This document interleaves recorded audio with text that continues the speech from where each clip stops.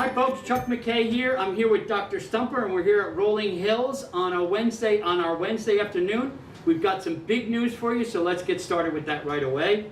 It has just been decided by our superintendent that we're going to change the start date for our students to the day after Labor Day, September 8th, and so that our teachers have 4 days the first week in September to do more training to make sure we're prepared for hybrid learning and virtual learning, which of course we've been talking about all summer long, and our staff is doing a wonderful job of making sure that they are prepared. It's now time to make sure that that information gets out. But I'm surrounded by wonderfulness. We're here in Rolling Hills, and Dr. Stumper, whose class are we in? And let's talk about some of the great things that are going on here. Sure. This is Jen Hordike's third grade language arts social studies class. You can see, just as an indicator, that the majority of our teachers have been in already over the summer, concerned with the obvious issues at hand and how we're going to deal with the blue gold schedule. This particular class and teacher has decided to not only create the blue gold, but in doing so has automatically created the social distancing, the 6 feet that we need between students when we're here.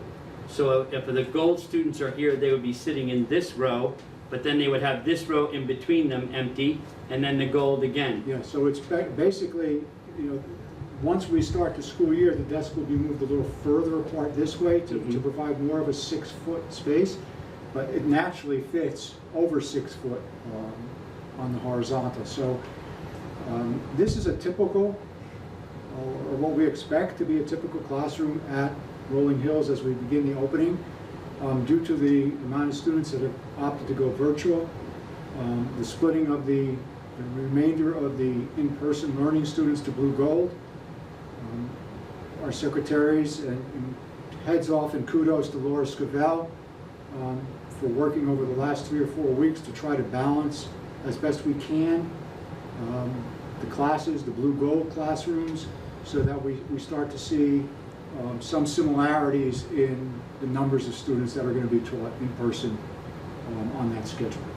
And Laura Scovell and others throughout the district are working on scheduling feverishly, and it's why we have asked that we close it down tomorrow at 3 o'clock so that we have 3 days to make sure the schedules are balanced, and then we're going to get it out to the parents of Rolling Hills and Lounsbury Hollow and Cedar Mountain next Wednesday so that they'll have the information. By that point, we should have everything set with the schedules, I would assume, based on the information that we will have. We're pretty much ready to go. We really don't want to get into a situation where, and I know parents can understand this, where one classroom may have 14 students in it and another classroom may only have 8, where we can balance it to more like a 10 and 11 or 10 and 12. It gives us a little bit more space, and it gives it a better learning opportunity for our kids. So what will the morning look like as our students are coming off the buses and then coming into the classrooms, and how are we going to do things like specials? Well, there's 2 theories of thought. The first and foremost is that we are going to take temperatures when our students arrive. On a good day, when I say a good day, I mean weather-wise. Weather-wise, yes. We will probably take those temperatures before they even enter the building. We are not going to have students stand outside in some of the torrential rains that we've been seeing. So on a bad day, a weather day, they will come into the building and just basically line up in the hallway downstairs. We'll take their temperatures and they will go to their home rooms. What we've done at Rolling Hills is we've tried to create what I call a classroom bubble. Yes. So that when the kids come into their home rooms, at least for the first couple of weeks of school, we're going to have the specials come to them instead of them going to the specials. We're doing that, one, to try to keep everything a little bit more contained, and we really discourage the sharing of materials. So by going into an art room or having that art teacher come here and let the kids use what they have in their baskets, we know that's not going to happen. Right. Once we get back into a more normal routine, then we're going to start to loosen up a little bit. Sure. And we're going to allow them to go or maybe move to specials, depending on what the current climate is. Sure, sure. And that's really what we've been saying all along, which is we'll just see how things are playing out at that point. Yeah, I mean, Yeah. it's really day to day, week to week. Hopefully, we continue to progress in the right direction. You know, our goal is to have all in-person learning. Mhm. You know, it's more beneficial for everybody, teachers, students, parents. We all realize that we're all working towards that, but we also have to keep in mind that you know, the data is going to drive that decision. Yes, absolutely. Yeah, the science behind it. Yep. Now, our teachers have done a fabulous job. Rolling Hills is loaded with stars who are doing great things. They've been working in the summertime on some of the blended learning, and they are going to be sharing that out, or they are sharing that out in Tech Week with our teachers. Right. And some of the people are really playing a major role Sure. in their grade level education and sharing that with the other Yeah, faculty. and to even piggyback on that, the pushing back of the start Mhm. is going to allow those teachers to collaborate with our teachers in-house Mhm. and to share those resources, so that when the teacher is doing either in-person or virtual, everybody's on the same page, presenting more or less the same type of information Yeah, absolutely, absolutely. to our students. From what I've seen from some of the work that was created for this building, there is a plethora of information, websites, video cams, all sorts of things that will be shared with the teachers, or has already been shared with the teachers. Most people are already working in the last 2 weeks of August to Well, make sure. and just to give you, you know, before we started videoing this today, we had 2 teacher team meetings, Mhm. unannounced to me. I mean, they came in, they met together as a team, they're already going over resources and strategies as they get ready for the opening. So we're very excited. I mean, the teachers here realize the difficulties. They've risen to the task at hand over and over again. I can't thank them enough for going above and beyond what we would expect. And I think what we're going to see as we start the school year is the same quality and caliber of lesson, either virtually or in the classroom. Right, right, and that's of course our goal. One of the things I've noticed about Rolling Hills as I'm walking through is the place seems spotless. Custodians have been here all summer long, working diligently on that. You want to talk a little bit about the cleaning and all that Sure, they're doing? and, you know, we've had a little bit of a, because of on a normal year, if we were to close and students were to end their school year in the beginning of June like we did this year, it gives the custodians a little bit more time to do a turnaround. This year, we had a little bit even greater amount of time. So our custodians, we've kept a full staff of custodians on. They've already developed cleaning routines that are going to carry into the school year. They've already met with me and Mr. Kepnes regarding expectations as far as the daily routines and the cleaning. The one thing that, you know, at the beginning of the school year, we are not going to use the cafeteria. Mm-hmm. So those custodians that are normally in the cafeteria will be out and about in the building. They'll be out and about in the bathrooms, in the hallways, the water fountains, making sure that everything is clean and sanitary throughout the school day. Right. Now, there's going to be signs all around the school to basically signs that are grade appropriate, age level appropriate for our students about washing hands, right? Yeah, I mean, this is only a sample, but on every second grade bathroom door, we do have already in the bathrooms hand washing signs. We started that back in March before we even closed, but we're also including reminders about the importance of hand washing, and we're also in our hallways and high travel areas we're putting up signage that, you know, indicates social distancing. We're still looking for 6 feet or better. Mm-hmm. Now keep in mind we're dealing with second and third grade students, so the more we're able to reinforce that throughout the day, the more habits they turn into. It's similar to this. They'll start to feel over the first 2 or 3 weeks what that really means in terms of a building. Yeah, I wanted to talk about that. I think that there's an acculturation process that children go through when they get used to it as this is their new culture. Now, they've seen it in stores, they've seen it at homes, right? Right. And when they're visiting folks, they get that message.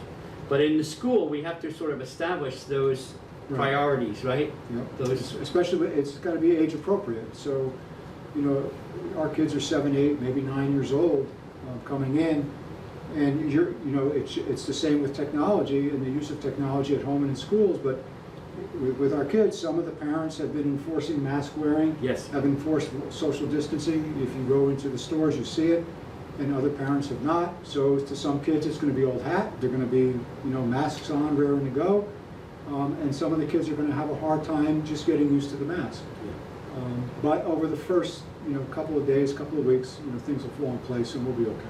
Just a reminder to parents from Rolling Hills in particular, but all of our schools, we are requiring the students to wear masks on the bus. We are asking for social distancing at the bus stop and masks. If a child is left at the bus stop and does not have a mask, our bus drivers will supply them with a mask, but it's a very important point that we want them protected from the minute that we are responsible for them from the bus stop on. And then their temperature checks are done here. There is a quarantine space in the school, in all of our schools, if we find a child exhibiting those symptoms. And of course, we will have a packet information for parents about what happens next as we move forward. Yeah, and I think one of the most important things with that is that parents develop an emergency contingency plan. Yes. That if by chance, they get the call in the morning that your child is running a fever and we have to send them home, we really need, or we would really appreciate somebody coming as quickly as they can to the building and picking the child up. Like Dr. McKay said, we do have a room where we're going to contain the children, if and when that does happen. But I think, and again, age has a lot of absolutely impact on that. That a child that's 2nd and 3rd grade, they're not going to know what's going on, and so they'll be always attended by an adult. But the sooner the parent can get here, the better. The better. And therefore, I want to stress again, and we've talked about this in the last 3 videos, that the contact information that you have in Genesis is crucial, not only for our office staff, who are wonderful, but also our nurse. We need to be able to contact you. It has to be up to date. If you've gotten rid of your landline, remove that number. Please put your cell number and the neighbor's cell number or grandma's cell number or whoever that we can reach as quickly as possible so that we can begin the process as we move on. And of course, we will then ask the parents to bring the child to the doctor and we'll take it from there. But that's a worst case scenario, and I did want to just emphasize all the great things that are going on in Rolling Hills. I mean, as a building principal, you sometimes overlook or forget what people put into the jobs. But as you walk the building, I know we normally do a 2nd grade orientation. This year we are not going to do the formal 2nd grade orientation. That we're trying to get a video together so that the 2nd graders can at least get some type of acclimation to the building. But rest assured that when your children, especially the 2nd graders, come to Rolling Hills, they are in excellent hands. The first 2 days of school, I'm calling it a soft opening. Mm-hmm. We are going to do the orientation on the first day of school, and we're probably going to do the same orientation for the first week of school, so that the children get to know the building a little better. It's in extraordinary circumstances. They're coming in not only into a new building at 2nd grade, but under conditions we have no knowledge as to how they're going to respond. So we have excellent professionals in place to deal with that. We're confident that when your children get here, we can take care of them. They'll be safe to the best of our ability. And I thank everybody for all their input and suggestions. And if you walk around the building, I know we don't encourage it, you would see that we've done a lot of things and improvements in the building dealing with this crisis. So that being said, as we look at logistically what the next big issue is going to be, and in discussion with the staff and the professionals in the building, it's going to be the parent pickup and drop off. Yes. The people not taking the bus. Sure. So, we still have to keep in mind that not only do we have parents dropping students off in the morning, we still have buses coming in. So we try to make sure that those bus lanes are continued, because the bus lanes, you know, they're tiered throughout the district. They have to move. So what we're requesting of the parents is to tier the arrival time. If you're bringing your child to school, you'll see it on the webpage. We're asking that third graders, you know, come in around 9 o'clock, second graders a little bit after that, maybe 9, 10, so that we get some type of flow in the front of the building rather than backing everything up out to the road so that the buses can't get in. Right, and it's a quick temperature check that we're Yes. worried about. So instead of just greeting the children like we normally do in the morning, we want to make sure that we do that quick temperature check and then send them in. So. All right, so all of these great things are happening in Rolling Hills.